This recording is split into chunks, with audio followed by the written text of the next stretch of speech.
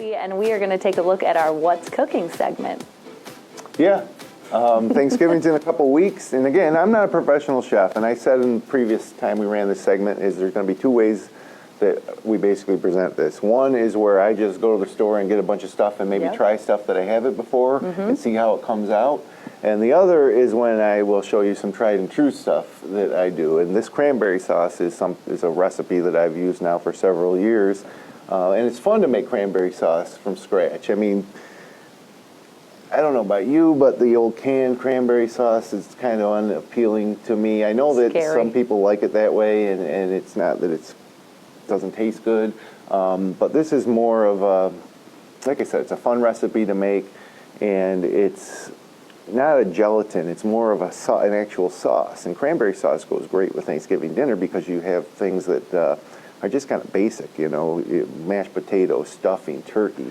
Sounds so good. It is all good, but not a ton of like strong flavors. So then you throw a little cranberry sauce in there and wakes everything up. Right. I've never actually made cranberry sauce. I will say the one that is in the can and the gelatin-looking one always scared me away from cranberry sauce completely. Well, you'll be able to make this. This is very simple. Okay. And you can do variations on it yourself too, but this is a basic gist here. Let's roll it. So obviously start with real cranberries. Usually they sell them in bags, and they're all over the grocery stores this time of year, and I got them set there to rinse off. And then orange juice, sugar, actual oranges, cinnamon. Ooh. That's a little nutmeg next to it. Okay. That we'll be using. And then salmon, run, Chardonnay, Riesling, any type of white wine. That's a Dr. Frank brand of wine here in the Finger Lakes. And then a secret ingredient that I didn't list there that I'll share with you later. And then also salt, which I didn't show there. It's pretty basic, but rinse the cranberries. Get the orange juice onto the stove, and we're going to want to bring that up to a boil. And you're going to want to use as much orange juice as it takes to cover up the amount of cranberries that you have, and fire up the stove. And then sugar is going to go in there, and you're going to want to make sure that you stir the sugar in. I use quick dissolve, as you can see from down below, but it doesn't matter. Fancy. A lot of sugar going in, and then you're going to stir it so it doesn't stick to the bottom of the pot. You want it to dissolve into the liquid. And so certainly orange juice and sugar, that's a really, really sweet mixture there. But cranberries are very tart, and you need to kind of counter that. So those oranges that I had, I'm grating, and you see I use a kind of a bigger cheese grater type of device there because I want the zest to be kind of long. I don't want it to be small. You want them to actually be long and thin pieces. So you got to be careful. This is dangerous work here. You know, you could easily hurt yourself if you're not careful. So I kind of work slow with this as I just grate. And you don't want a lot of the rind. You want the zest, not the white rind. So get a fair amount of zest there. And you're getting really good at doing all of this one-handed, though. It must be making you a better chef.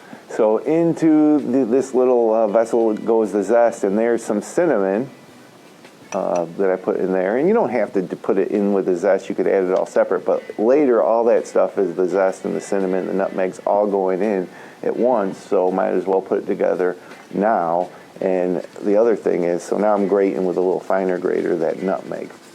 Real nutmeg or fresh nutmeg grated is 10 million times better than anything you pre-buy. And what's in there smells so good.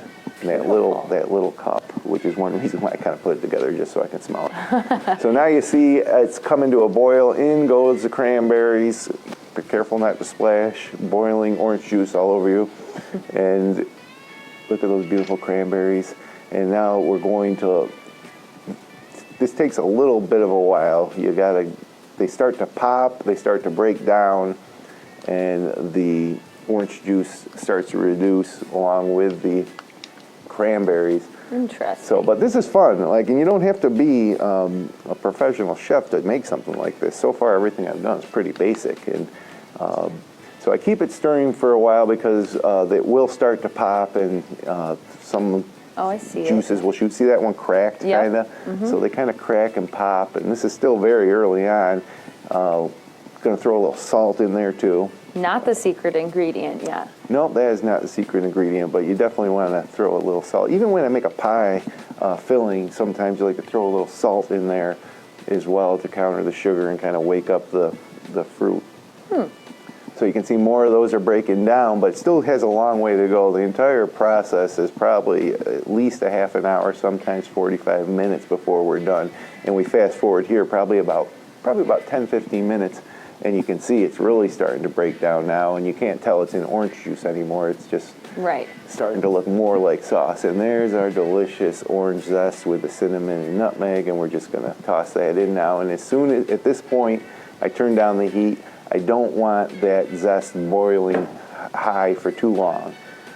So you'll see the liquid will still be boiling for a few minutes, but, and then one thing I didn't catch myself putting in a glass of that salmon run wine into the mixture at that point too, but then I also just put a little wine in that thing to get the last of the cinnamon and orange zest and get it in there. Right. And so just continue to stir it, and now we really want it to cool at this point. You can see it still is boiling even though we turned down the heat, but now we're ready to turn it way down and let that whole mixture just reduce for another 15, 20 minutes and cool down. A lot of stirring. So that's the majority of this. I Yeah, feel. it's easy. And then I didn't want to waste those oranges that I zested, so might as well get a little more orange juice in there. So I just squeeze those in there. And things are starting to cool now. There it is, pure almond extract. You can get it at the store. This is from Penzi Spices. Just a little bit. Look, there's hardly any in there. It's so strong. That makes the difference. That's the secret ingredient. And it also is a secret ingredient in cherry pie. Almond extract with cherries or cranberries really goes well. And just a little bit. Like, you won't taste this and think you could taste almonds. And now you can see it's really broken down now, and it's starting to look a little more like a cranberry sauce. Yeah. But I do thickening. like to keep some cranberries in there still. I don't want it to be like a paste. Yeah, I like you're eating cranberries. So again, it's cooling a little bit more. And then when it has cooled down, we're going to dump it right into this bowl. And being careful there. You could ladle it out if you don't want to do it like that, but I'm daring. Ooh, you're a professional, that's No, why. I'm not a professional, but amateur chef. But there we go. And then boom, into the fridge. I cleared that space because our fridge was full of stuff. But Gotta have a good spot for the Thanksgiving cranberry sauce. overnight, 2-3 days, however long you want, it will thicken. And then, Sydney. Oh boy. Oh, you just grabbed something from the back. He brought some cranberry sauce. This is actual cranberry sauce. I'm worried about trying this a little bit. It's cold though, right? Oh Like, yeah, it's cold, and you can see it's thickened It up. looks good. And again, it's not a gel. I'm not trying to make a gelatin jelly type. Right. If you did, you could put a cornstarch slurry, or you could put some pectin or something in there. But none of that. I want it to be kind of like a sauce. So You're gonna try it. You already know it's good. And when I look at it, it reminds me of like the strawberries that are like pureed that you get sometimes on waffles. That's what it looks like. I want to smell it. Yeah, you can put this on ice cream. Yeah. Oh, okay, it smells really good. Eating cranberry sauce straight up is not like So you wouldn't want to eat this whole thing with it. So I should only eat a tiny bit. Nothing like a breakfast cranberry sauce. I can taste all the flavors. I do taste some of the orange. It tastes really good. Sure. I think that's definitely not what I thought a cranberry sauce would taste like. I feel like I've seen you make this over the years that I've been working here. I don't know if I've tried it. Maybe I have, but this one surprised me.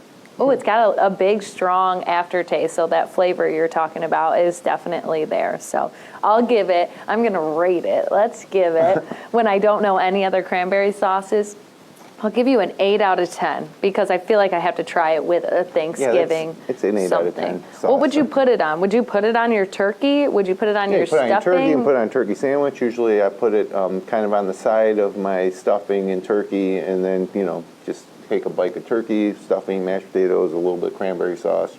So you're a mixer. I'm a mixer, You don't keep your plate nice and strategically Well, it starts out not touching. strategic, but as you start eating it.